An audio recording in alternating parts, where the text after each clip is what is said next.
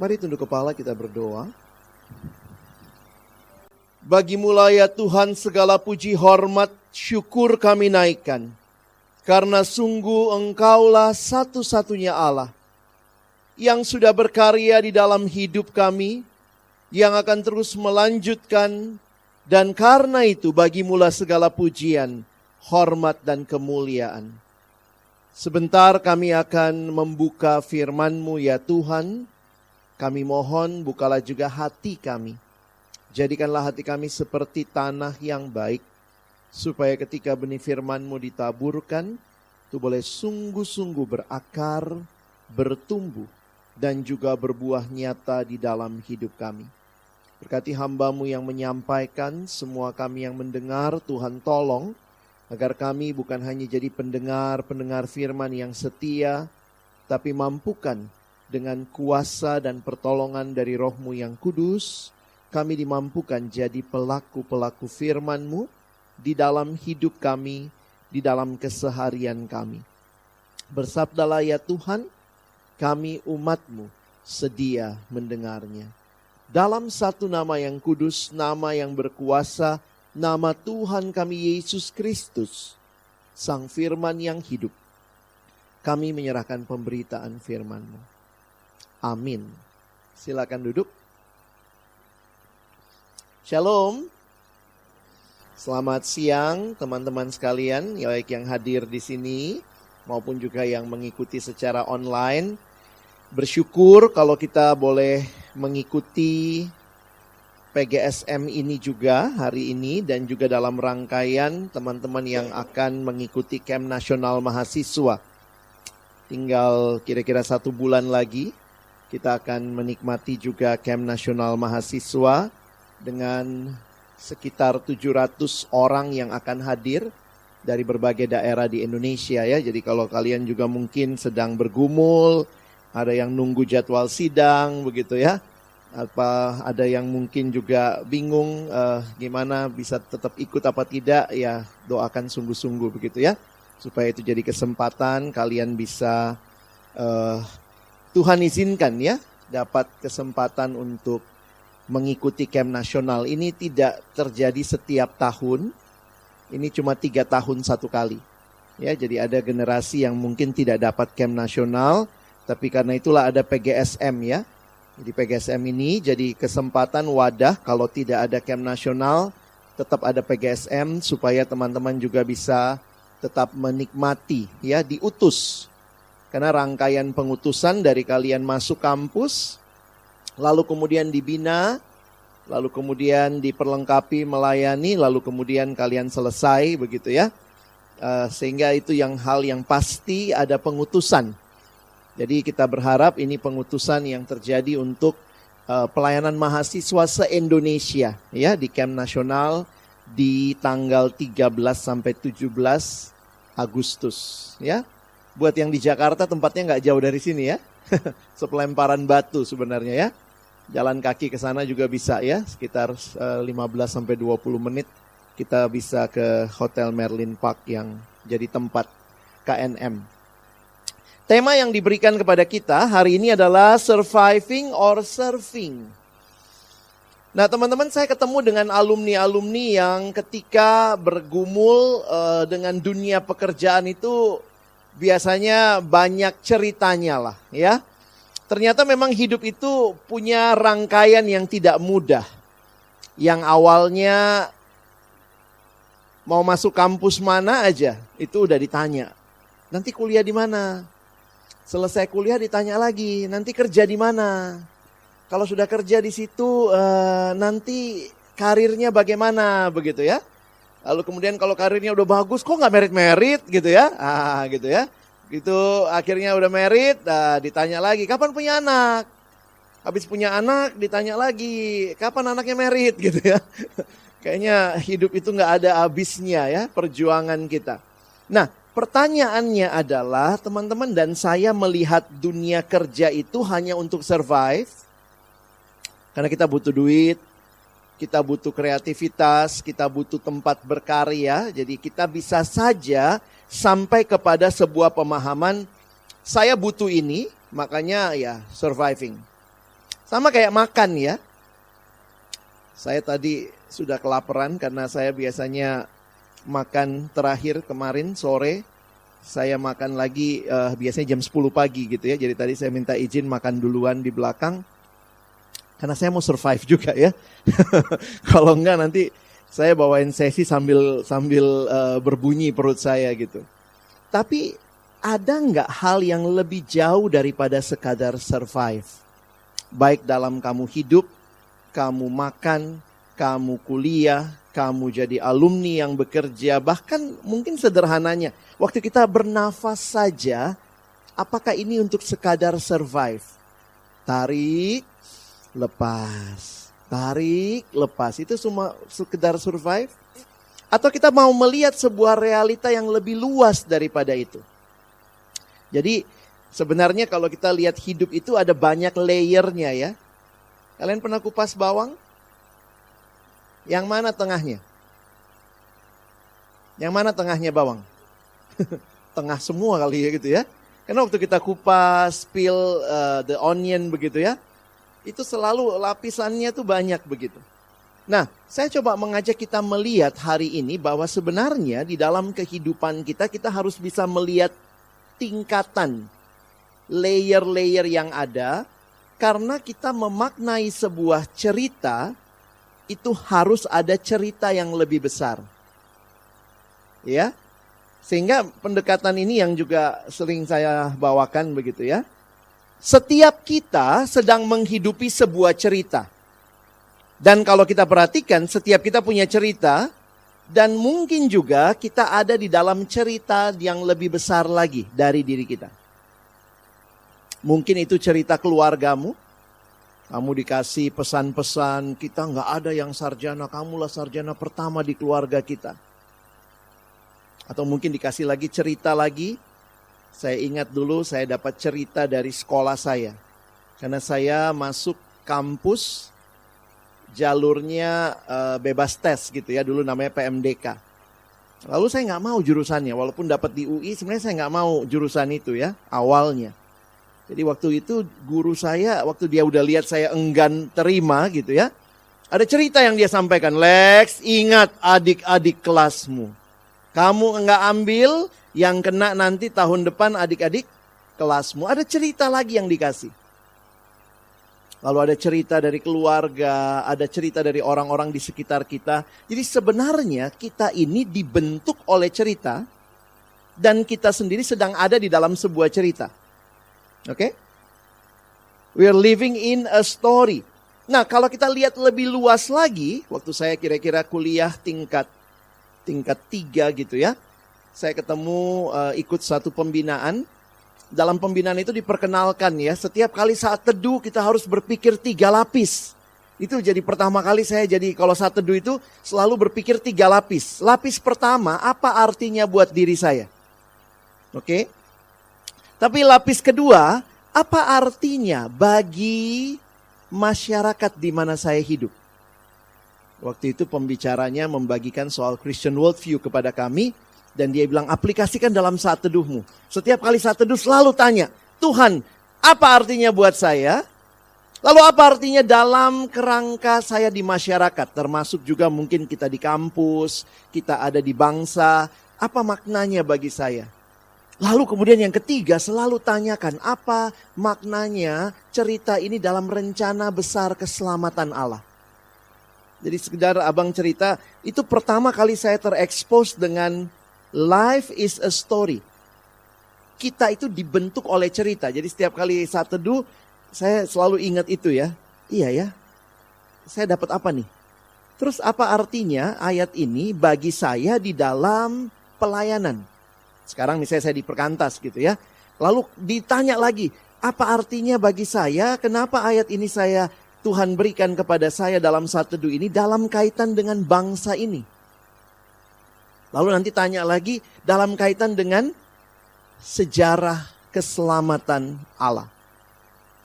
Jadi akhirnya kita melihat di Alkitab contohnya ya.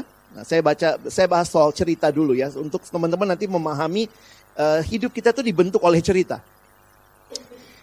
Alkitab punya cerita, ada cerita Musa, ada cerita Nuh, ada ceritanya soal Yusuf, begitu ya.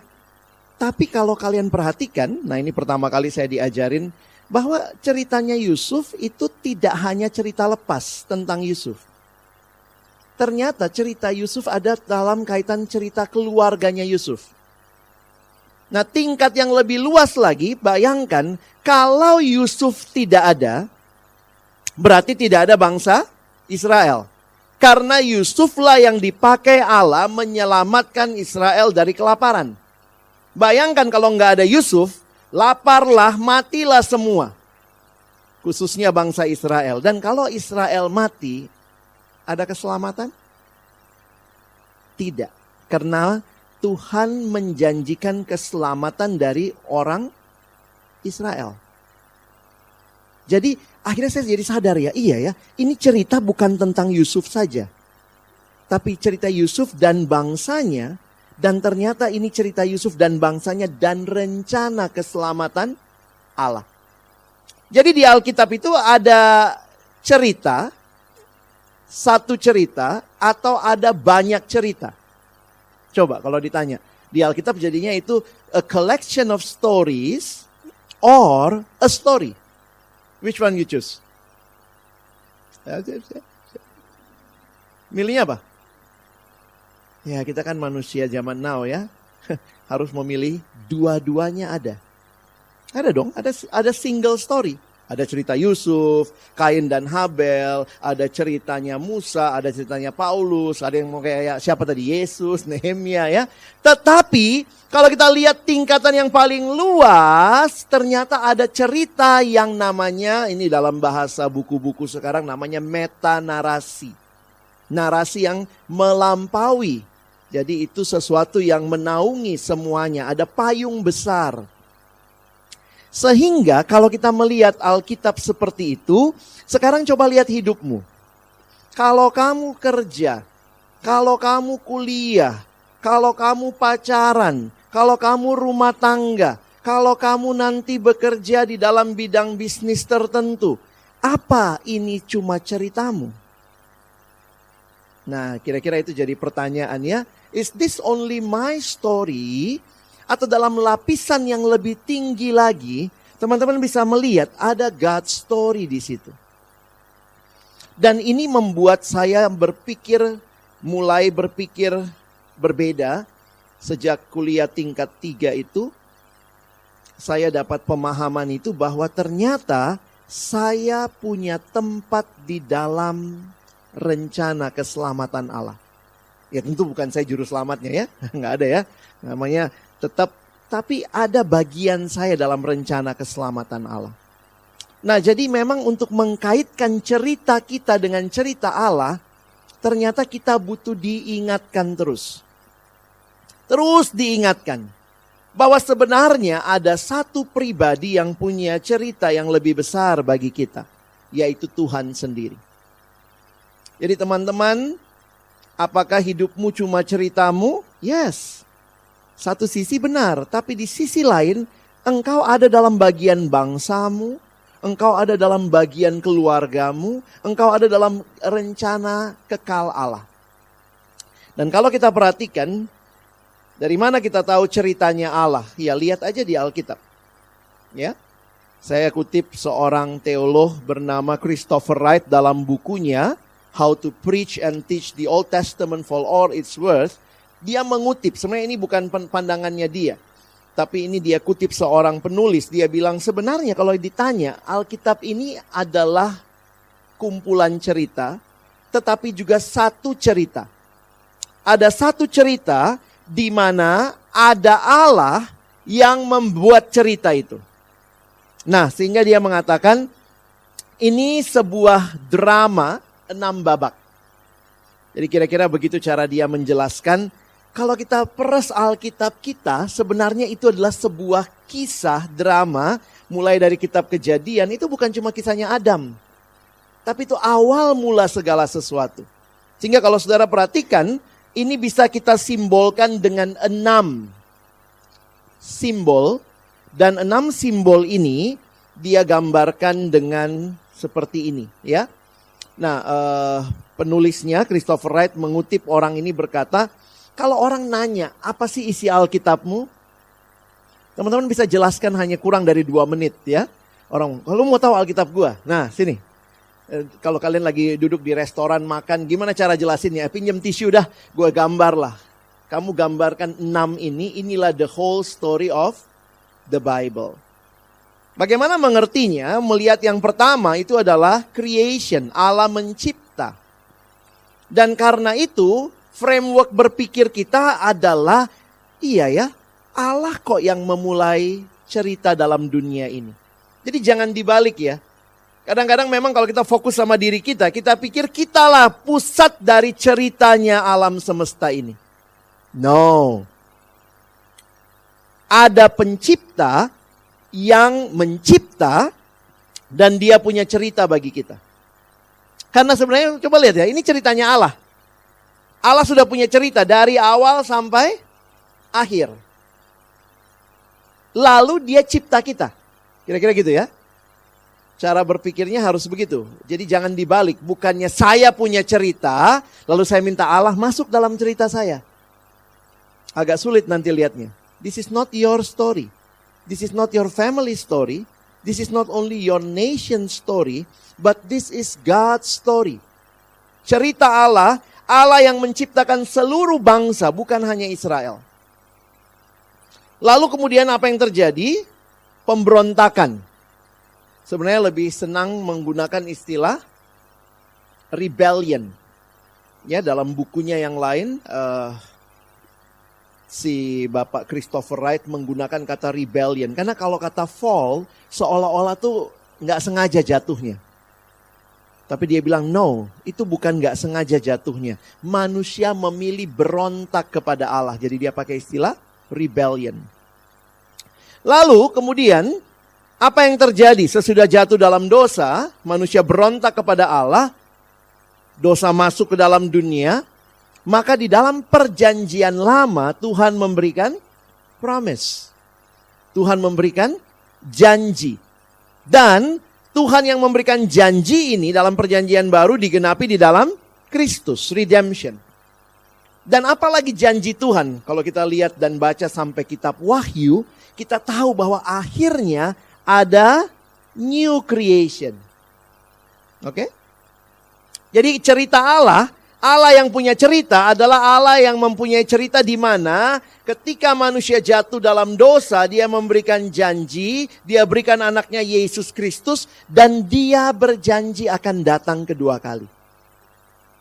Sehingga kalau kita lihat creation ketemu sama new creation. Nah sekarang kita hidup di nomor berapa? Kalau lihat gambarnya kita hidup di nomor 2. Ada gitu yang ketemu sama ular gitu, sempat selfie gitu. Ya kita hidup di nomor 5. Apa istilah yang digunakan oleh Christopher Wright?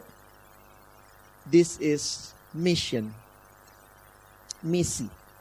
Jadi teman-teman dan saya yang sekarang ini sedang menjalani kehidupan, kita ada di dalam misinya Allah. Ingat, this is not your story. Tapi ini Allah yang punya cerita. Dan Allah yang punya cerita, yang mana yang belum terjadi? Nomor berapa? Nomor 6 belum terjadi. Jadi kita sementara menunggu nomor 6 terjadi, hidup kita sekarang on a mission. Jadi waktu orang nanya, bicara teologi misi, saya pikir gambar ini secara sederhana menjelaskan bahwa setiap orang yang sudah mengenal Kristus, we are on a mission. Jadi kalau kita mau tahu apa misi kita, ya, kalau teman-teman dan saya mau tahu apa misi kita, lihatnya kemana? 2 sisi. Lihat ke belakang, apa yang rusak, dan lihat ke depan, apa yang sempurna. Ini pendekatannya Bapak John Stott dalam bukunya Isu Global. Karena John Stott menggunakan 4 hal saja, kalau Christopher Wright pakai 6 ya. John Stott pakai creation, fall, redemption, dan New creation.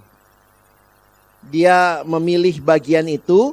Creation itu yang baik.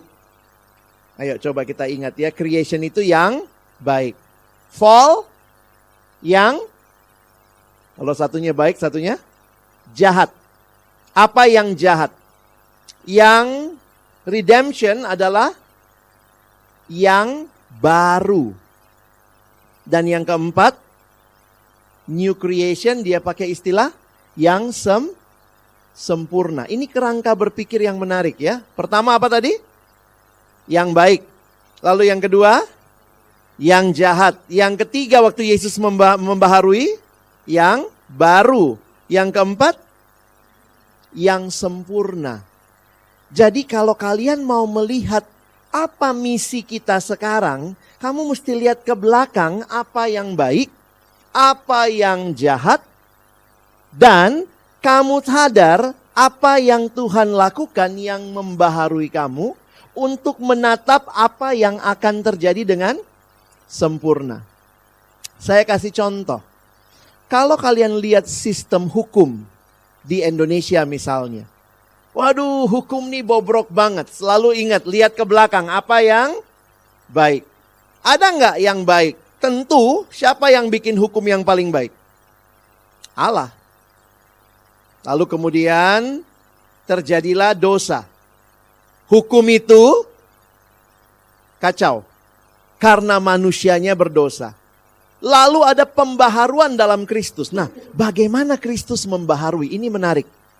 Kalau lihat fokusnya, memang ini ceritanya Allah. Tapi Allah di dalam ceritanya memakai yang namanya manusia. Siapa yang akan Allah utus membaharui sistem hukum? Yaitu sarjana-sarjana hukum, ahli-ahli hukum yang hatinya sudah disentuh oleh Kristus. Sehingga dia punya hati yang baru. Bukan lagi hati yang menggunakan hukum untuk kepentingan diri. Menggunakan hukum untuk memperkaya diri. Dia punya hati yang begitu luar biasa dibaharui oleh Kristus. Ilmu hukum yang dia pelajari. Dia berjuang, terus berjuang melakukan apa yang dia bisa lakukan dengan baik dan benar. Bisa sempurna nggak? Nggak bisa, karena memang yang sempurna belum datang. Sampai nanti pengharapannya, waktu Kristus datang kedua kali, maka semuanya akan disempurnakan. Banyak kali kita lihat sekarang orang merasa tidak adil. Aduh, gimana nanti ke depan? Tapi ada pengharapan. Misi kita didasarkan kepada apa yang telah terjadi. Apa yang baik, apa yang jahat, apa yang baru. Maka saya bermisi dengan pengharapan. Misi saya memang tidak bisa membawa kesempurnaan. Tetapi saya berbagian menanti pengharapan akan kesempurnaan yang akan Kristus bawa waktu dia datang kedua kali. Jadi kadang-kadang di dunia alumni gitu ya. Ngapainlah kita jujur-jujur, toh akhirnya korupsi juga. Kalau kamu belum dibaharui hatinya, kamu berhenti di situ. Tapi kalau kamu lihat pengharapan, karena Kristus akan datang kedua kali membaharui dunia hukum, maka saya, meskipun dunia hukum ini belum sempurna, saya terus berjuang membawa kepada menyongsong kesempurnaan Kristus. Saya syukur waktu lihat ada pejabat negara yang baik ya. Kayak dulu siapalah. Ya we name Ahok misalnya ya. Kita lihat Ahok, waduh dia melakukan ini dan itu waktu dia memerintah, waktu dia memimpin. Tapi saya mau tanya, 1000 Ahok bisa membuat kesempurnaan? Nggak bisa. Jadi kita jadi realistis, misi kita realistis. Tapi nggak menyerah.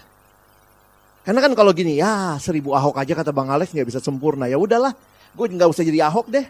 Misalnya gitu ya, give up. No. Kita punya pengharapan. Dan pengharapan itu pasti Tuhan akan datang menyempurnakan segala sesuatu. Teman-teman bisa lihat ceritanya?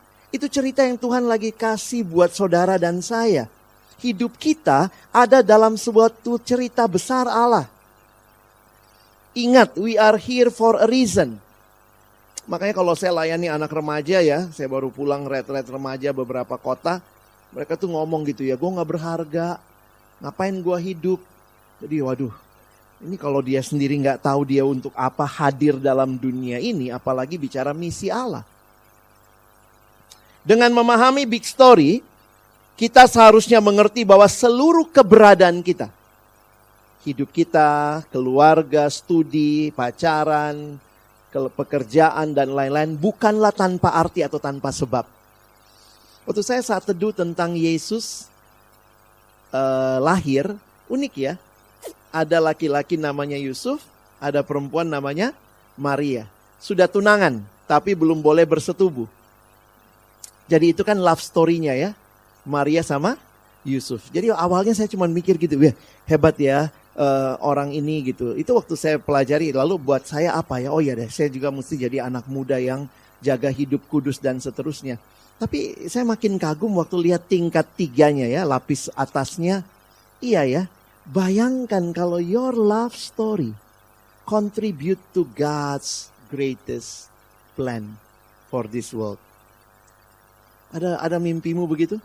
Sehingga waktu kamu jaga kekudusan hidup, tidak pacaran sembarangan, itu sebenarnya bukan hanya contribute to orang lihat gua kudus, nanti gak malu-maluin PMK, tetapi ada kontribusi luar biasa bahwa Allah bisa pakai kamu jadi alat untuk membawa keselamatan bagi dunia, entah bagaimana caranya. Ya, jadi waktu saya renungkan itu, wow, a very simple love story. 2 orang pemuda-pemudi. Beberapa mengatakan Maria kemungkinan belum 16 tahun. Karena waktu itu orang pada meritnya muda ya. Kalau kalian zaman itu, kalian ini banyak yang belum merit ya. Kalau zaman itu pasti wah udah dibilang orang 16 tahun udah punya anak zaman itu ya. Nah Maria diperkirakan umur ada yang bilang sekitar 13 atau 14 tahun. Very young. Makanya kalau saya melayani siswa, saya yakin kok siswa bisa hidup kudus. Kenapa? Maria bisa. Yusuf bisa. Ya, jadi jangan kadang-kadang kita merasa, oh terlalu muda begitu ya. Mungkin mereka masih mau nikmatin banyak hal. Your life, my life, seluruh hidup kita ada dalam cerita besarnya Allah. Jadi God's big story bukan hanya masuk surga, tapi juga tentang memulihkan dunia ini.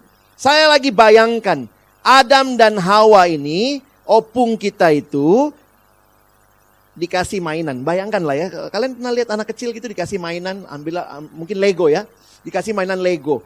Legonya bagus, disusun dengan rapi, menara Eiffel, mungkin waktu itu mereka bikinnya menara Babel gitu ya. Terus kemudian diacak-acak lalu Lego itu berserakan. Kalau kamu jadi orang tua, bagaimana kamu akan minta anak ini membereskan?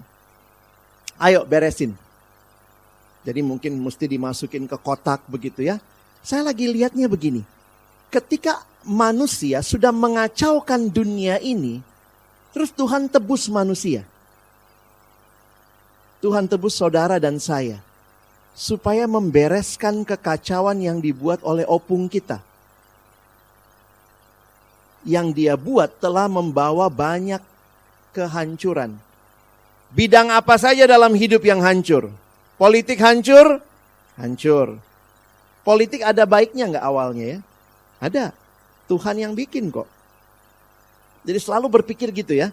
Makanya setiap kali saya lihat alumni yang bekerja di bidang politik, dalam hati saya, wah Tuhan pakai dia membereskan kekacauan yang Adam dan Hawa buat ya. Kira-kira gitu ya. Dan dia tidak bisa sempurna Tuhan. Dia mesti punya komunitas, dia harus sadar dia di situ bukan cuma sekedar bertahan hidup jadi PNS supaya nanti masa depannya dapat pensiun, tapi dia harus memulihkan. Kenapa? Dunia politik itu Tuhan yang cipta dan awal Tuhan cipta dengan baik, tapi masuk yang jahat. Lalu yang jahat ini Tuhan tebus satu orang, engkau, saya. Tuhan tebus, balikin lagi ke dunia itu. Sehingga saudara dan saya diutus yang dari dunia politik masuk politik, baharui. Pulihkan. Makanya kita diselamatkan itu bukan cuma supaya masuk surga. Mimpimu terlalu kecil kalau cuma masuk surga. Karena realitanya begitu diselamatkan masih di bumi kan. Tuhan mau bilang apa? Pasang dulu plestermu itu. Pasang plester di dunia kesehatan. Pasang plester di dunia IT. pasang plester ini. Memulihkan luka-luka yang hancur dalam dunia yang sudah jatuh dalam dosa. Karena apa? Aku awalnya rencanakan yang baik, tapi kemudian terjadi yang jahat. Karena itu aku tebus ada yang baru. Hatimu baru, cara pikirmu baru, cara bekerjamu baru. You are not just surviving, you are in a mission. Dan ingat, aku akan datang kedua kali. Menyempurnakan segala sesuatu. Jadi God's Big Story menempatkan kita sebagai partisipan. Kita bukan cuma objek. Kita subjek yang berpartisipasi dalam cerita besar Allah. Jangan merasa seperti Tuhan sih. Kayak lagi main puppet gitu ya. Lalu sayalah yang jadi puppetnya Tuhan. Tuhan lagi main boneka tangan. No. You are part of God's Big Story. Apa yang kita lakukan harus dilihat sebagai bagian dari seluruh kisah Allah dalam dunia. We are mattered. Our word mattered. Ini bukan cuma ceritamu. Ini ceritanya dunia di dalam anugerah Allah. So find your place in God's story. Saya harap ini menolong teman-teman yang siap jadi alumni, yang sudah jadi alumni, yang sekarang mungkin juga jadi mentor. Semua kita punya cara pandang yang baru. We are on a mission. Ada kalimat menarik di 1 Korintus pasal 10. Paulus bilang begini. Baik kamu makan, baik kamu minum, atau kamu melakukan sesuatu yang lain, lakukanlah untuk kemuliaan Tuhan. Kadang saya mikir, receh banget ya. Makan untuk kemuliaan Tuhan. Minum untuk kemuliaan Tuhan. Masa kerja untuk diri sendiri? Nangkep maksud saya? Ayatnya kan bilangnya begitu. Makan untuk kemuliaan Tuhan. Minum untuk kemuliaan Tuhan. Atau melakukan sesuatu yang lain. Jadi kalau saya bawain sesi LSD, kadang saya bilang sama anak-anak juga. Bayangkan, makan untuk Tuhan. Minum untuk Tuhan. Masa LSD, masa nge-seks untuk keenakan diri sendiri? Masa cuman itu yang kamu bisa pahami? Kesannya yang lain untuk diri saya. Kalau kamu kerja hanya buat dirimu, coba maknai lagi ayat itu ya. Baik makan, minum, untuk kemuliaan Tuhan. Itu hal yang sangat very basic things in life. Sehari-hari banget. Ya. Nah, jadi saya harap ini jadi dasar kita, sehingga waktu kita bicara soal dunia pekerjaan, teman-teman bisa melihat dunia ini sebagai ladang misi Allah juga. Karena kamu dan saya ditempatkan di dalamnya, kita punya misi. Menarik tadi, kita sudah diajak untuk berpikir ya. Apa yang paling penting dalam kerja? Tadi apa jawabannya Dorothy? Duit ya? Coba. Oh, kesempatan. Enggak, yang tadi duit-duitan itu loh. Gaji gitu ya. Yang pertama deh. Prioritas kamu. Oh, jadi nomor 2 nih. Oh, dia nomor 2 ya? Oh, Kristen kalian ya. Perkantas banget. Pakai SM. Kesempatan belajar berkembang. Jadi nggak digaji nggak apa-apa dong ya? Jangan juga bang. Tetap gaji nomor 2 gitu ya. Work-life balance. Ini kalau yang jawab belum alumni, lu belum ngerti aja work-life balance ya. Kalau yang masih mahasiswa yang jawab jenjang karir. Coba kita perhatikan kira-kira definisi kerja itu apa ya? Kerja itu terkait sama apa? Nah, menarik, saya akan ambil, thank you ya dek, balik ke slide ya. Saya akan ambil kutipan dari John Stott waktu dia memberikan definisi soal bekerja. Menariknya, waktu bicara soal bekerja, saya kaget juga, ternyata itu bicara relasi. Lebih daripada sekadar gaji. Bahkan tidak ada gaji di situ. Kalau kita bicara secara uang yang kita nikmati sekarang ya. Contoh, apakah di Taman Eden ada uang di situ? Jadi berarti waktu kita mendefinisikan kerja, hati-hati kamu definisikan dari uang saja. Karena uang bukan satu-satunya. Ya. Dia kasih kalimat ini. Work is expenditure of energy. Jadi penggunaan tenaga. Baik secara manual, ya angkat-angkat barang gitu ya.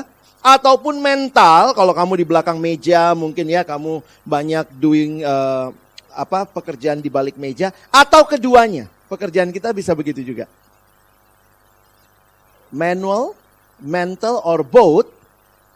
Pertama, in service of others. Relasi pertamanya dengan sesama. Which bring fulfillment to the worker. Nah ini gaji di sini. Tapi semua yang kalian bilang tadi juga masuk di sini, bukan cuma gaji. Kesempatan berkembang, work-life balance, itu fulfillment kan?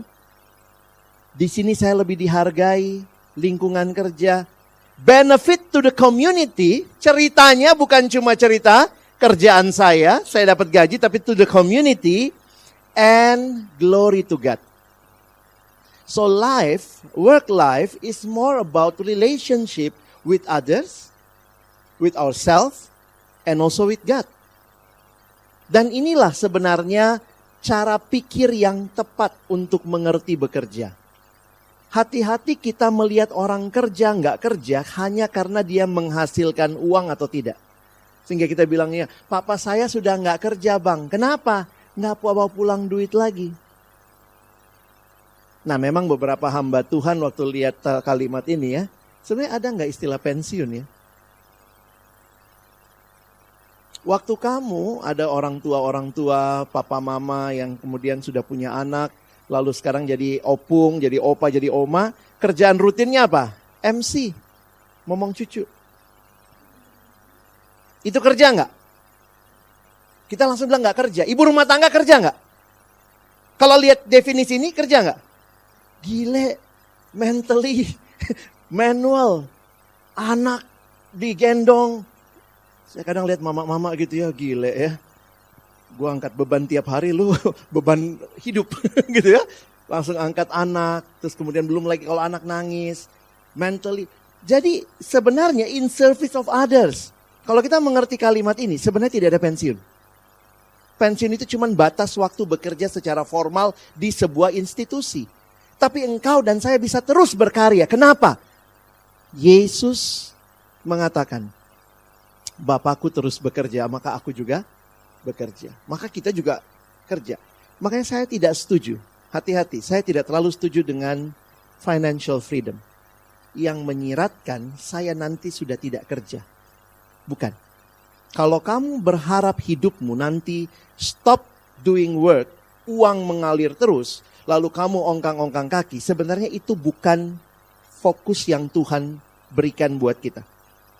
Tuhan mau kita terus berkarya. Sehingga karyamu jadi berkat buat sesama, mungkin kamu sudah tidak bisa menghasilkan uang secara formal dalam institusi pekerjaan, tapi kamu bisa berkarya di gereja, di masyarakat, dimanapun Tuhan tempatkan. Itu bagian dari work for others, for the benefit of community and glory to God. Jadi saya harap kita lihat baik-baik. Termasuk juga kalau mau pindah kerja, saya suka ketemu alumni yang minta ketemu, bang ngobrol dong. Saya udah tahu nih, ini ada masalah nih atau apa ya. Terus kalau ada udah ngajak ngobrol gitu, terus nih, abang mau makan apa? Udah. Kadang-kadang beberapa orang tuh dia izinkan saya makan dulu ya. Baru dia cerita. Oh begitu cerita. Tapi ada yang kemarin saya ketemu satu adik KTB ngajak. Jalan kita bang seharian, saya ambil cuti gitu ya. Ternyata lu cuti ngapain? Saya mau nemenin Kak Alex kemana gitu ya. Jadi saya pagi-pagi pelayanan, dia ikut saya. Lalu kemudian saya diajak makan, ditraktir dulu ya. Silakan Kak makan. Baru kemudian dia cerita, gua mau pindah kerja Kak. Oh itu poinnya ya. Nah sudah masuk ke situ kita mulai cerita. Saya bilang, apa tujuanmu pindah kerja? Ini gajinya lebih baik Kak. Oke. Tapi apa kelemahannya? Saya akan jarak jauh sama istri. Nah, kemudian apa lagi? Itu bawa manfaat gak bagi masyarakat? Kerjaannya memang langsung ke masyarakat. Jadi ada hal-hal yang teman-teman harus berpikir bukan cuma uang. Uang itu bukan segala-galanya. Dan kalau kamu berpikir bekerja, berhenti bekerja sehingga tidak lagi menghasilkan, atau uang passive income itu datang terus, saya pikir itu bukan definisi Kristiani. Bukan. Financial freedom itu perlu dikaji lebih jauh lagi.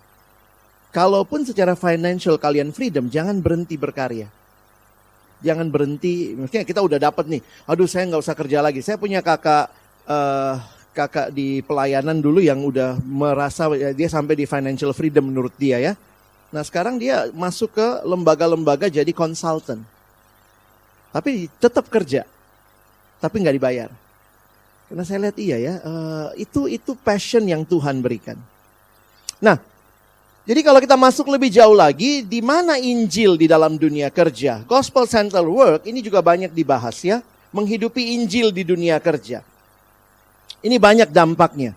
Mengapa Gospel Centered Work? Karena iman bukan hanya hari Minggu. Injil harus terlihat juga di hari Senin sampai Sabtu. Dan Tuhan yang sudah desain kita begitu rupa teman-teman. Nanti mungkin ini bagian lain ya, saya nggak bisa bahas sekarang. Tapi saya mengajak kita memperhatikan, kalau kita baca Alkitab baik-baik, kalian akan menemukan sebenarnya awal Allah mencipta, Allah memberikan manusia pekerjaan. Benar nggak? Kerja itu bukan karena dosa. Jangan salah mikir. Jadi kalau lihat yang terjadi, yang Allah kutuk waktu manusia jatuh dalam dosa bukan pekerjaannya. Ya. Dan juga kalau kalian perhatikan sebenarnya yang Tuhan kutuk bukan manusianya ya. Tanah tempat kau bekerja akan susah menghasilkan, kira-kira begitu. Jadi maksudnya terkutuknya manusianya terkait juga dengan alam di sekitarnya. Tanahmu akan lebih susah. Nah ini memang perdebatan teologis ya. Perempuan itu akan dibuat melahirkan sakit. Apa sebelumnya nggak sakit ya? Atau kurang sakit ya? Begitu keluar, melahirkan gua. Gitu ya. Tapi makan susah payahmu akan kubuat sangat banyak.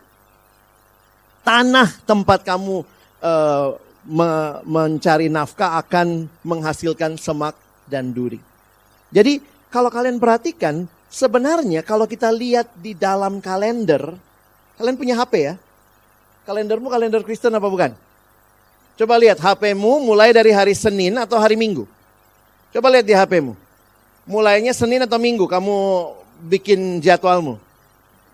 Ternyata bisa dipilih loh di HP, mau mulainya Senin atau Minggu. Benar nggak? Yang lebih rohani yang Senin apa yang Minggu? Sama rohaninya. Itu ternyata kalau kita lihat di Alkitab. Di Alkitab itu yang mana yang lebih Kristiani ya? Kalendernya. Karena gini, saya suka lihat alumni bikin status ya. Kalau hari Jumat TGIF. Thanks God it's Friday. Terus hari Senin I hate Monday. Hah? Itu bukan Kristen sebenarnya ya. Manusia dicipta hari keberapa? Allah ciptakan manusia hari keberapa? Hari ke-6. Hari ke-7? Istirahat. Jadi ini kalau kita bicara bodoh aja lah. Apa kerjaan manusia setelah dicipta? Jadi sebenarnya Kristen itu istirahat untuk bisa kerja. Dunia prinsipnya apa? Kerja supaya dapat istirahat.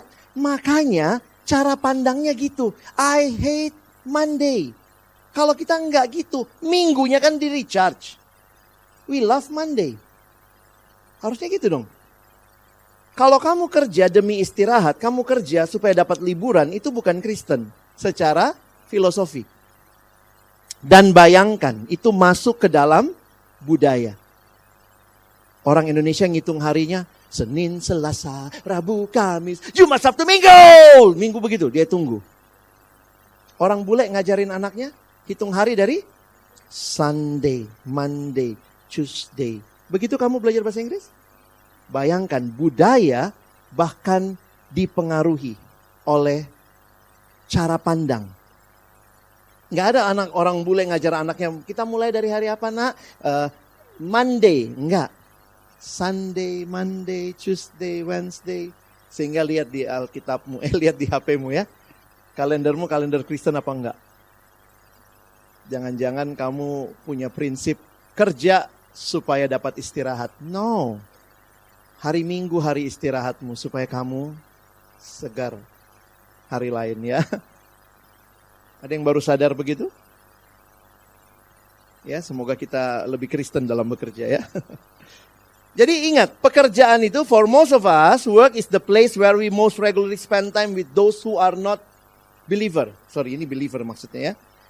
Jadi ini juga jadi menarik ya, kesempatan ketemu dengan banyak orang. Teman-teman saya itu khotbahnya cuma bisa sama kamu. Saya nggak bisa masuk ke perusahaanmu, khotbah di depan pabrikmu, di depan karyawan yang lain. Tapi kamu hadir di sana. Itu kesempatan. Jadi ingat ya, pekerjaan adalah mandat, bukan kutuk. Makanya disebut mandat budaya. Bekerja itu mandat budaya. Kutuknya itu waktu jatuh dalam dosa, maka terkutuklah tanah. Misalnya begitu ya. Dan Injil menebus kembali arti dari pekerjaan. Dan kita berdoa Injil itu bukan hanya sesuatu yang dilihat,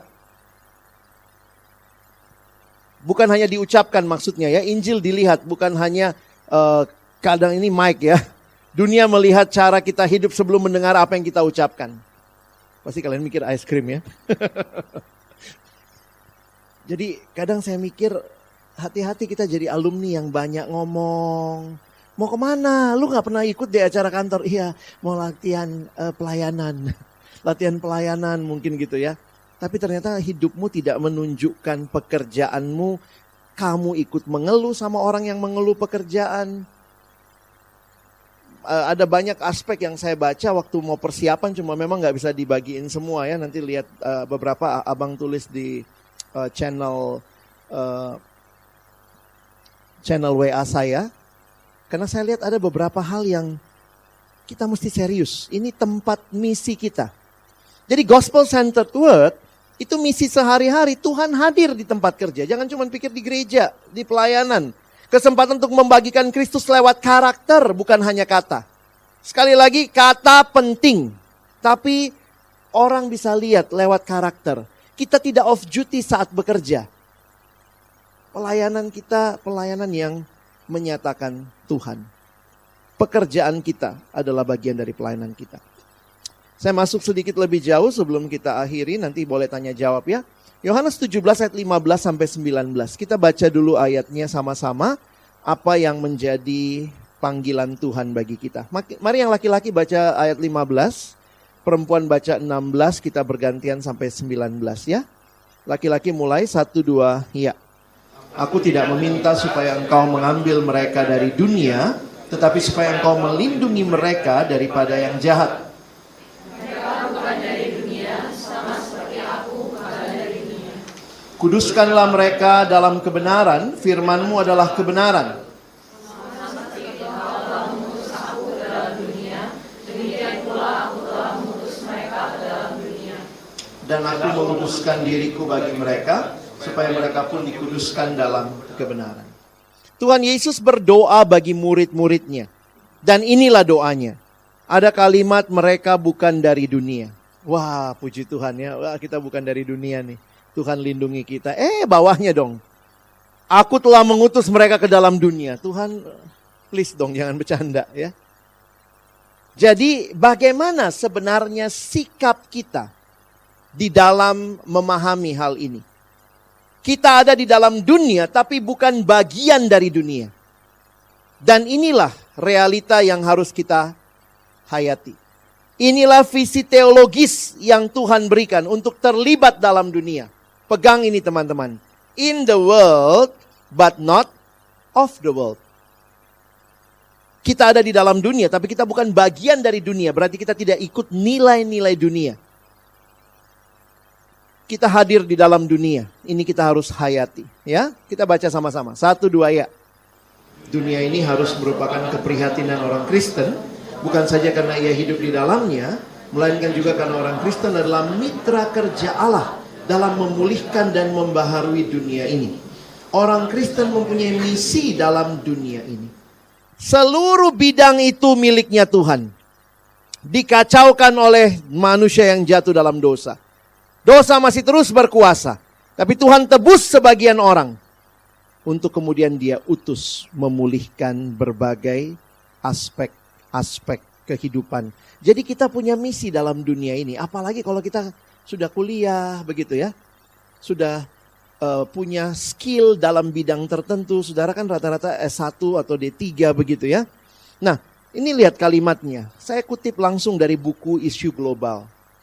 Ini buku wajib dulu kalau mau ikut Kemnas. Sekarang bukunya agak diganti, tapi saya harap kalau kalian bisa baca lagi buku ini ya. Isu-isu Global, John Stott. Pada garis besarnya ada beberapa bahaya yang mengancam dunia masa kini. Jadi Bapak John Stott ini memaparkan kondisi dunia, padahal dia hamba Tuhan ya. Tapi dia research loh, dia research semua hal ini ya. Dan dia tuliskan dalam bukunya. Ini bukunya ya, dalam bahasa Indonesia, ini bahasa aslinya bahasa Inggris begitu. Nah, dia bagi beberapa bagian, misalnya dia tulis dari segi global. Ada ancaman nuklir, kerusakan lingkungan hidup dan energi, ketimpangan ekonomi utara selatan.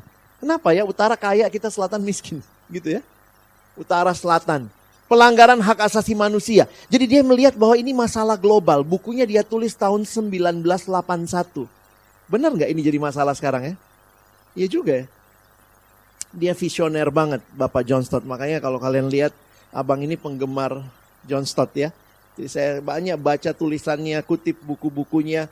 Dia sangat simple. Saya tidak terlalu suka dengan orang yang terlalu mengawang ya. Tapi dia sangat simple.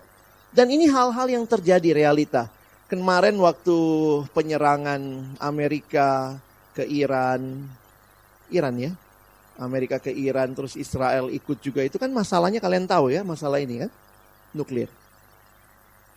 Jadi waktu pelajari iya ya, harusnya siapa yang bicara di sini? Harusnya jangan pendeta dong ya, ahli nuklir ya. Mungkin kamu anak fisika, anak mana, ayo dong pelajarin tentang nuklir lalu kalian tulis. Kalian berdiskusi di forum-forum global, menyatakan. Siapa yang harusnya bicara kerusakan lingkungan hidup dan energi? Ya anak-anak lingkungan hidup. Jangan cuma masuk teknik lingkungan supaya dapat kerja bagus di pabrik, di perusahaan sawit. Hasilnya nanti kamu kaya, begitu. Kalau cuma itu, aduh, simple banget. Anak ekonomi. Yuk, belajar ya. Dari segi sosial, ada masalah alienasi. Ini masalah ekonomi ternyata ya, alienasi. Misalnya ada orang yang bekerja di Bandung waktu itu. Di Bandung dia kerja bikin sepatu Nike kalau saya tidak salah. Sepatu itu dia diupah 1 hari $2. Berarti 1 bulan, kalau 1 bulan dia kerja full aja 30 hari, berarti dia dapat upah 1 bulan $60. Harga sepatu Nike yang dia ciptakan itu harganya $120. Itu namanya alienasi. Orang yang menghasilkan bahkan tidak bisa membeli barang yang dia produksi. Nah itu ternyata kan ketidakseimbangan. Harga buruh yang murah. Siapa yang harus bicara? Nah John Stott menulis buku ini isu-isu kita. Ayo mahasiswa-mahasiswa, kalian jangan cuma rajin untuk cari nilai tinggi, ayo kritisi hal-hal seperti ini. Masalah lapangan kerja, pembangunan yang berkepanjangan. Kemarin angka ya pemerintah juga lagi susah. Angka pengangguran sudah tembus 7 juta kita. Ada yang baca? Lihat. Jangan cuma main game ya. Itu boleh buat refreshing. Hubungan industrial, banyak sekali karyawan kontrak. Mungkin kamu juga kontrak. Dan sekarang kan sudah ada peraturannya. Setelah tahun keberapa harus diangkat. Dan tidak boleh ditahan ijazah. Tapi banyak juga demi dapat kerja ijazah ditahan.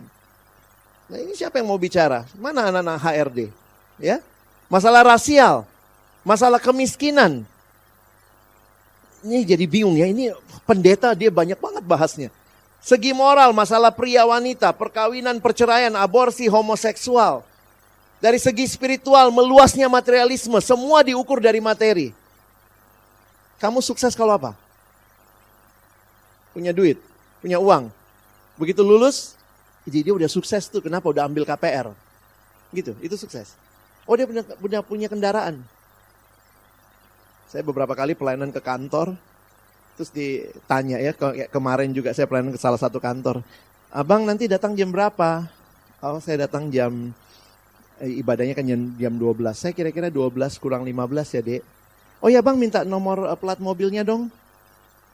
Biar nanti kita kasih parkir VIP gitu lah ya, supaya pembicara gitu. Oh, enggak Dek, saya naik angkutan umum begitu ya, saya naik online, saya bilang gitu.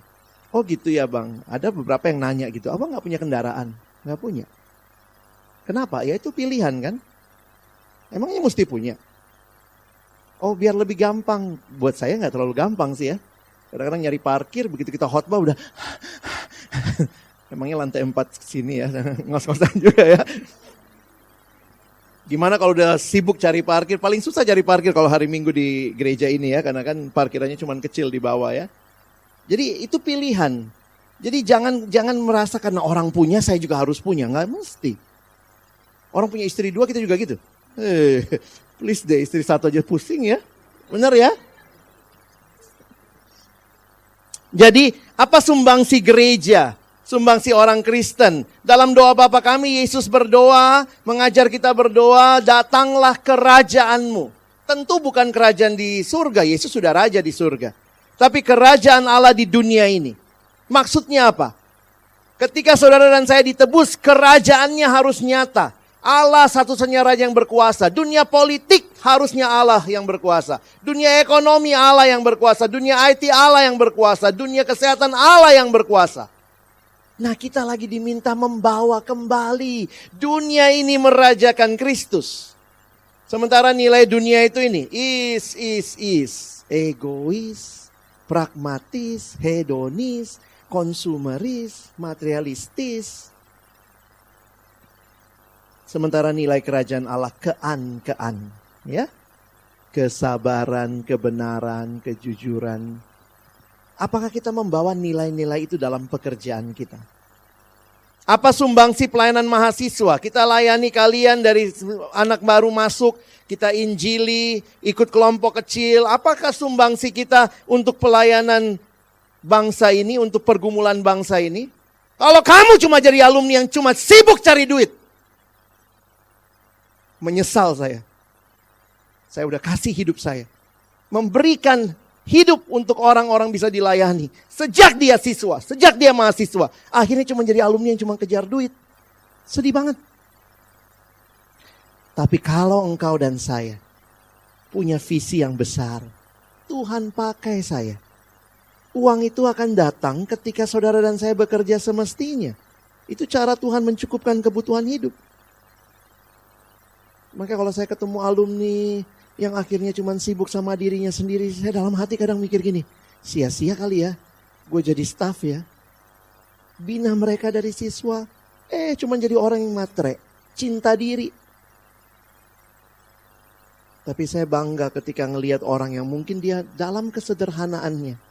Tapi dia bilang, Bang saya masih terus belajar cinta Tuhan, saya masih terus ikut Tuhan, saya masih berjuang saat teduh tiap hari, saya masih berjuang jadi berkat di kantor saya.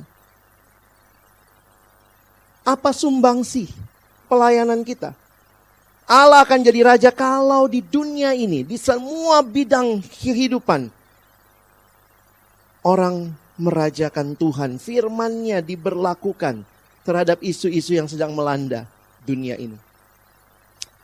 Jadi kiranya pelayanan kita, kalian capek-capek di kampus jadi pengurus, ada sumbangsinya buat bangsa ini.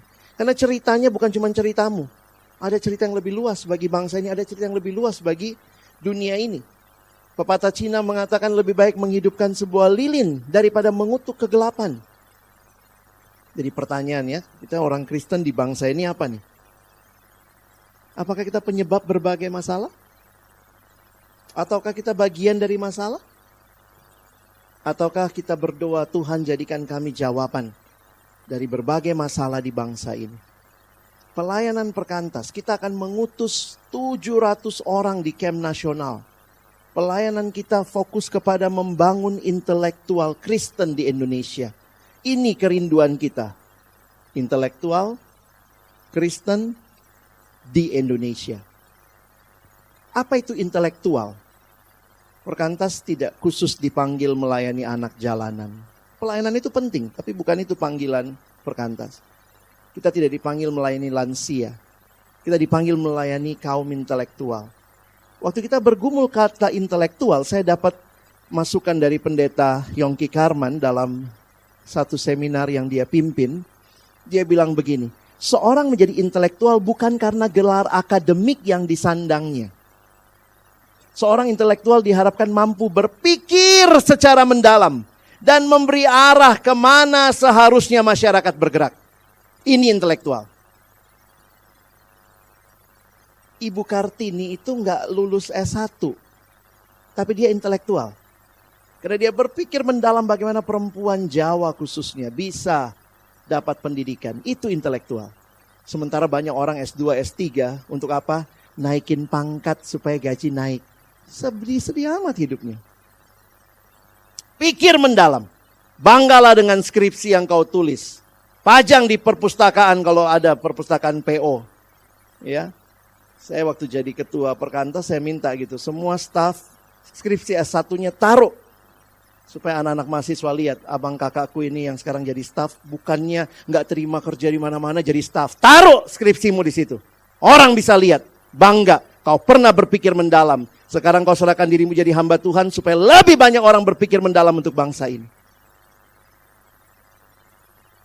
Jangan cuman senang dengan berbagai hal yang kayaknya di PMK kita ciwi-ciwi begitu ya.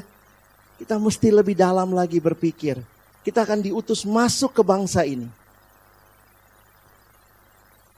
Jadi ini ya, tadi kalau John Stott 4 hal ini, apa yang baik, yang jahat, yang baru, dan yang sempurna. Setiap bidang, apapun bidangmu, bidang hukum, bidang ekonomi, tempatkan dalam kerangka berpikir ini. Bidang sosial, bidang teknologi, bidang seni budaya, bidang politik, bidang pertanian. Nanti saya panggil satu-satu di KNM ya. Yang ikut KNM berdoa dari sekarang supaya waktu abang panggil memang benar itu bidangmu ya. Karena nanti saya yang pimpin pengutusan di malam terakhir. Supaya kita juga, kami sedang membagikan ya. Saya harap kalian yang ikut KNM sudah dapat lembar komitmen. Kita sengaja lembar komitmen dibagi lebih dulu. Baca baik-baik, doakan baik-baik dari sekarang. Yang mana yang akan saya pilih? Tuhan mau saya ada di mana? Kenapa saya belajar ilmu pendidikan? Kenapa saya belajar ilmu hukum? Kenapa saya belajar kesehatan? Nanti di KNM saya tinggal manggil. Siapa yang Tuhan panggil untuk bidang ekonomi berdiri? Kadang-kadang kan kalau begitu orang terbawa suasana ya. Bidang ekonomi berdiri. Dia lihat orang berdiri, dia berdiri juga. Lu bidang apa dek? Pendidikan. Salah. Makanya kita bagi ya. Pastikan ya, Kak Debbie nanti cek di grup staf mahasiswa. Pastikan semua dapat lembar komitmen yang dibagikan sebelum camp. Dari sekarang didoakan. Ya, supaya nanti kalau abang panggil di sana, kalian menjawab Tuhan ya, bukan saya gitu ya. Nah, jadi ini wawasan yang saya mau berikan bagi teman-teman supaya nanti kita tidak cuma survival mode. We are serving mode. Why? Kita melayani karena kita dipanggil oleh Tuhan. Yang adalah Tuhan yang punya cerita dan punya misi dalam hidup kita. Amin. Silakan kalau ada pertanyaan. Terima kasih Bang Alex untuk arahannya hari ini, kita benar-benar terbuka. Kalau ingat satu buah lagu pernah berkata, hidupmu kitab terbuka, dibaca sesamamu. Pertanyaannya apakah setiap pembacanya melihat Yesus dalammu? Sepertinya lewat semua materi, semua info yang Abang sampaikan itu membuka mata kami untuk boleh menanyakan ini di dalamnya gitu ya. Bang, di beberapa pertanyaan slide sudah ada pertanyaan, sebelum nanti ada beberapa teman-teman yang mau menanyakan secara langsung diizinkan gitu ya. Pertanyaan pertama dari slide, bagaimana cara bisa membangun integritas sejak awal bekerja, terutama kami yang masuk lingkungan dengan tekanan harus ikut arus gitu ya. Nah, bagaimana nih Bang untuk menjawab ini ya? Dunia kerja di awal-awal biasanya harus ikut arus biar bisa survive gitu. Nah, bagaimana nih Bang? Sebenarnya saya ingat kalimat yang juga Bang Peter mungkin sampaikan di PGSM yang lalu. Dari awal aja kelihatan kamu Kristen sungguh-sungguh. itu akan jauh lebih menolong ketimbang kamu di awal-awal nyembunyiin imanmu, nyembunyiin integritasmu. Nanti deh kalau saya udah punya posisi baru saya berintegritas. Orang nanti akan mencibir kamu begitu sampai di sana. Jadi dari awal aja udah kelihatan memang gua Kristen. Gua Kristennya bukan Kristen main-main, gua Kristen sungguh-sungguh. Yang dari awal memang tidak mau ikut apa yang ditawarkan. Kalaupun kita dibully atau dihindari teman-teman kerja, saya pikir ingat, kita tidak hanya punya satu komunitas. Harusnya kamu punya KTB juga, teman-teman yang justru menjunjung integritasmu. Ya, kadang-kadang memang di pekerjaan ada lingkungan yang tidak menjunjung integritas kita, malah kita berintegritas dicibir gitu ya. Tapi saya suka bilang begini ya, belajarlah untuk menjawab cibiran itu dengan kualitas kerjamu. Kalau kamu bicara kualitas, orang lain tidak bisa. Masih ingat Daniel ya, Daniel itu dicari terus kesalahannya. Terakhir kesalahannya apa? Dalam hal ibadah. Berarti dia bagus banget gitu ya. Jadi bagi saya tidak punya teman di pekerjaan bukan berarti kamu berhenti kerja. Apalagi kalau itu strategis, tapi ya cari teman di luar pekerjaan yang juga mendukung integritasmu. Integritas itu kan artinya, integritas itu dari kata apa? Integral. Matematika, integral itu artinya bulat, utuh. Ya, kalau orang ketemu kamu, kamu makin integral, itu berarti kamu makin bulat ya. Utuh. Maksudnya hidupnya nggak fragmented. Kalau di rumah begini, di kerjaan begini, itu hidup yang terpecah-pecah. Tapi hidup yang utuh, mau di rumah, mau di mana, dia orang yang cinta Tuhan. Berarti sama seperti slide yang tadi Abang sampaikan ya Bang, semua aspek ya, itu harus ikut arusnya, arus yang baik. Tidak gitu mudah ya. dan mungkin juga tidak sempurna, tapi bukan berarti berhenti, ya menyerah.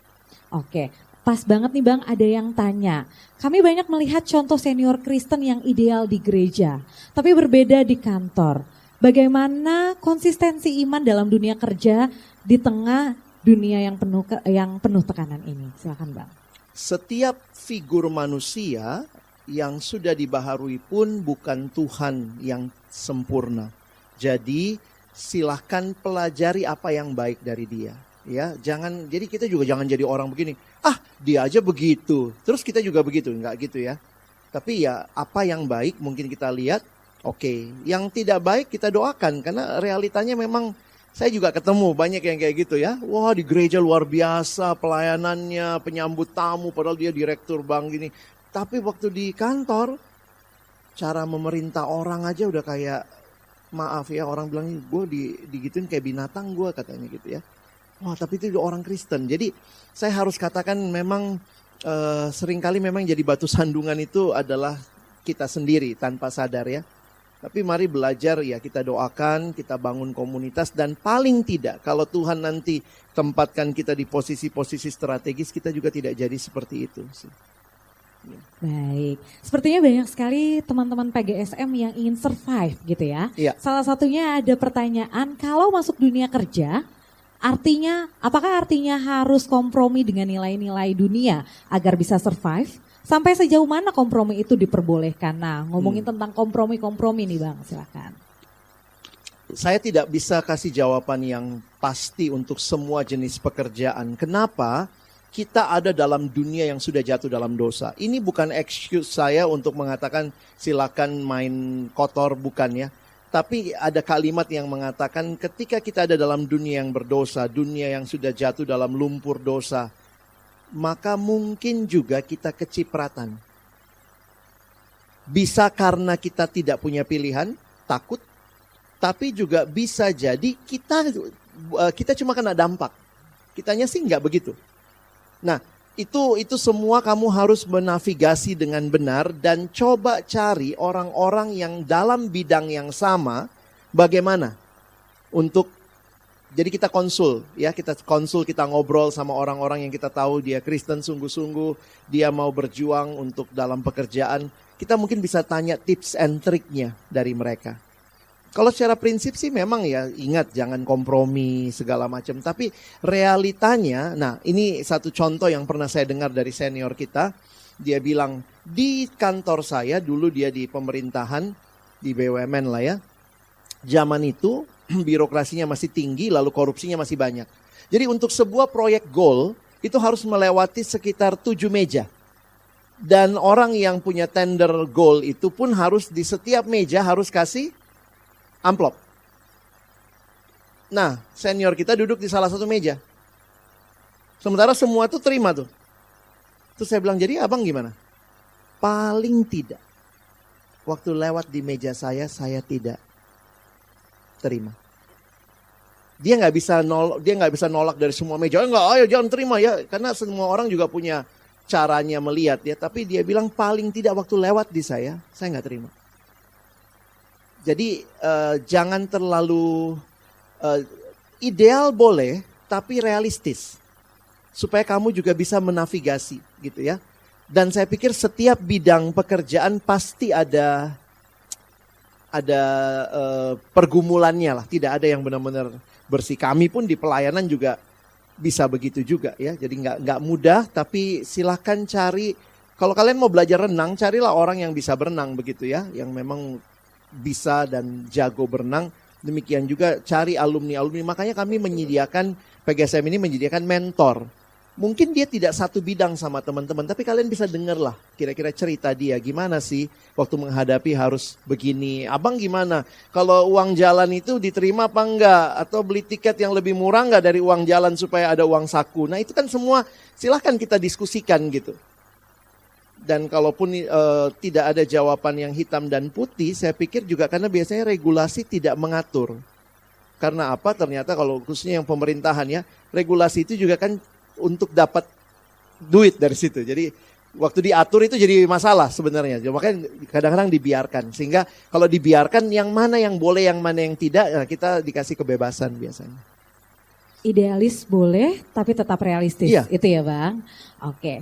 Nah ada yang bertanya lagi, sebagai fresh graduate, kami sering merasa kecil dan belum punya pengaruh. Apa yang bisa kami lakukan agar tetap menjadi terang meski di awal karir kami? Menarik sekali Alkitab juga sebenarnya Tuhan bilang kamu adalah terang dunia ya. Lalu gambaran yang dikasih seperti di atas kaki Dian. Kaki Dian itu kan berarti cuma pelita ya. Tuhan gak bilang kamu adalah lampu sorot misalnya gitu ya. Kadang-kadang kita memang mau memberi dampak besar. Tapi dampak besar itu selalu terjadi dari dampak-dampak yang kecil. Jadi saya tidak mengatakan pertanyaanmu salah, tapi mungkin belajar melihat bahwa dampak kecil pun punya pengaruh. Dan kalau kamu mau berpengaruh lebih luas lagi, ya setia kata firman Tuhan dalam perkara kecil, Tuhan akan kasih perkara lebih besar. Ada alumni juga pernah cerita begitu ya. Jadi dia misalnya tidak mau, saya lupa proyek apa gitu ya. Dia itu pokoknya terkenal jujur lah, nggak mau korupsi. Terus orang semua ngomong nggak bakal kepake lo nggak bakal dilirik lo. Nah ternyata ada satu waktu orang yang tanda kutip dikenal paling korup di kantornya pegang proyek, disuruh tunjuk bendahara. Dia pilih siapa? Yang jujur ini. Karena orang yang paling korup pun butuh bendahara yang paling jujur. Jadi saya kadang-kadang mikir gitu ya. Jadi dia justru bisa berkarya lebih lagi. Tidak ada masalah dengan, hati-hati kalau kamu melihat gini. Kalau saya jujur, saya jadi nggak punya pengaruh karena orang nggak dengerin saya, nggak lihat saya. Enggak, tetap itu akan jadi cahaya kecil yang akan bercahaya walaupun tidak mudah ya. Cari mentor ya. Kalau kalian agak bingung dengan begini-begini, cari mentor. Makanya kami berusaha mempertemukan kamu dengan mentor-mentor yang mungkin dalam bidang yang sama. Ya ada kerinduan sebenarnya PGSM ke depan kita akan link dengan bidang-bidang tertentu ya. Karena ada banyak pertanyaan-pertanyaan yang kalau kalian tanya sama saya kayak John Stott, saya cuma kasih prinsip. Gimana menavigasinya, cari alumnimu gitu ya. Masa saya ngurusin nuklir?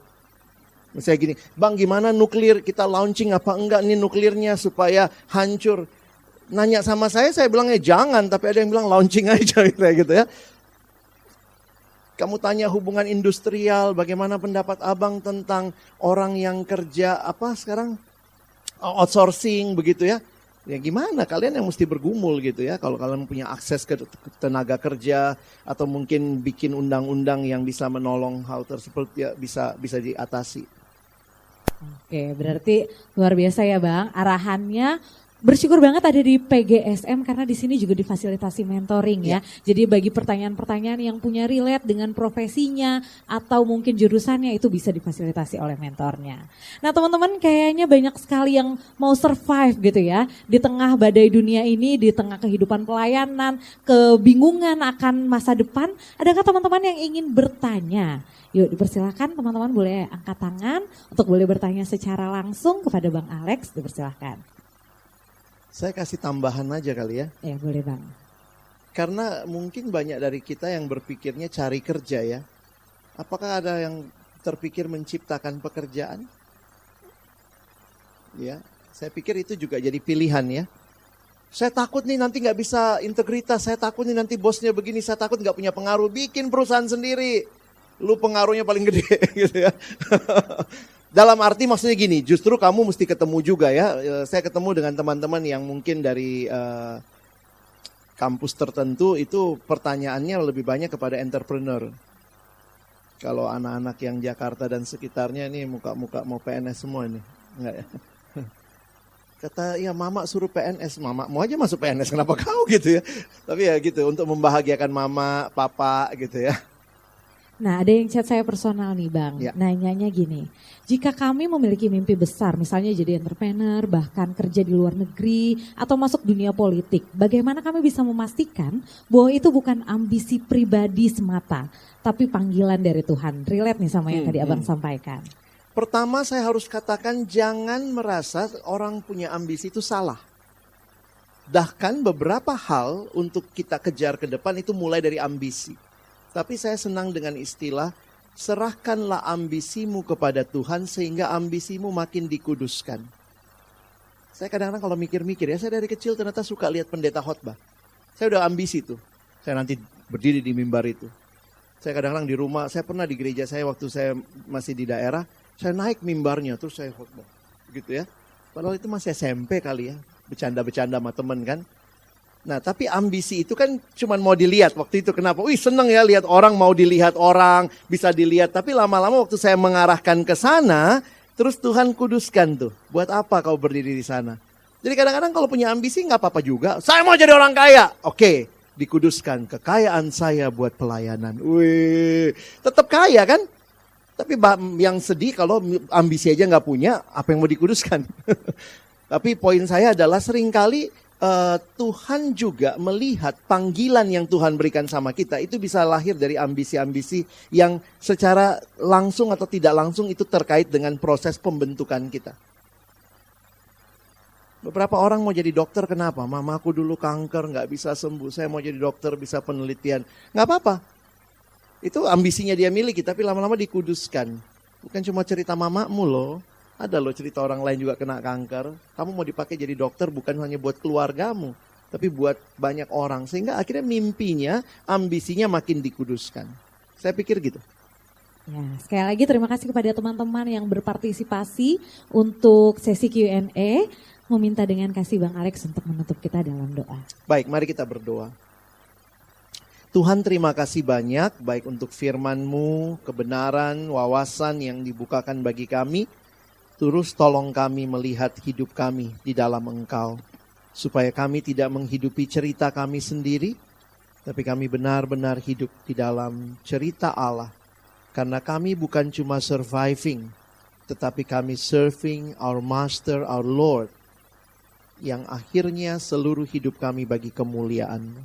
Berkati adik-adikku, rekan-rekanku, baik yang sudah bekerja, maupun yang mungkin sedang menyelesaikan studi, sedang mencari pekerjaan, Tuhan terus kuduskan, baik itu ambisi kami, kuduskanlah setiap kesempatan-kesempatan yang Tuhan izinkan kami ambil ke depan, supaya pada akhirnya nama Tuhan yang dimuliakan.